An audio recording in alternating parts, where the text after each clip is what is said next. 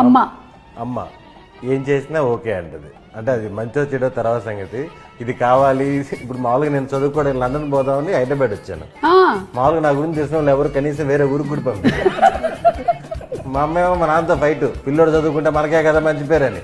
నేను 10th ఇంటర్లోనే ఏం సాధించలేదు నేను. వీటి లండన్ ఎందుకు వెళ్తాడే అంటే వాడు వెళ్తాడని చెప్పి గొడవ చేసి పంపించేసి. అలాగే వైఫ్ లండన్ వెళ్ళారా మీరు? వేరే షూటింగ్కి వెళ్ళాను. చదువుకోవడానికి వెళ్ళా. వాళ్ళు ఐఎల్స్ ఎన్ని పాస్ అవ్వాలన్నారు. మనం బయలుదేరేటప్పుడు ఎవరేం చెప్పలేదు. హైదరాబాద్ వచ్చినాక ఐఎల్స్ పాస్ అవ్వాలంటారు, పాస్పోర్ట్ ఉండాలంటారు. ఎన్ని కొంచెం పాస్పోర్ట్ కూడా లేకుండా లండన్ వెళ్ళిపోదాం అనుకున్నారా? అక్కడ ఏదో కన్సల్టెన్సీ వెళ్ళాను, మొత్తం సబ్మిట్ చేశాను. ఏంటి సార్ ఇది అని చెప్తే అతను 1 గంట సేపు డిగ్రీ ఉందా అన్నాడు. ఉందన్నాను.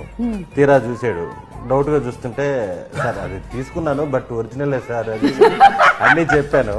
ఫైనల్ గా వాడికి అర్థమయ్యి, నాకు అర్థమైంది నువ్వు ఇండియా దాటిపోవాలి అంతే కదా, సింగపూర్ పంపించేస్తాను, లగేజ్ ఎత్తుకొచ్చేసే నువ్వు 2 నెలలు అరేంజ్ చేస్తున్నారు. ఆంధ్ర తెలంగాణ గొడవలు జరిగి ఎంఆర్ ఆఫీస్ మూసేస్తున్నారు. పాస్పోర్ట్ కావాలంటే డేట్ ఆఫ్ బర్త్ కావాలంట.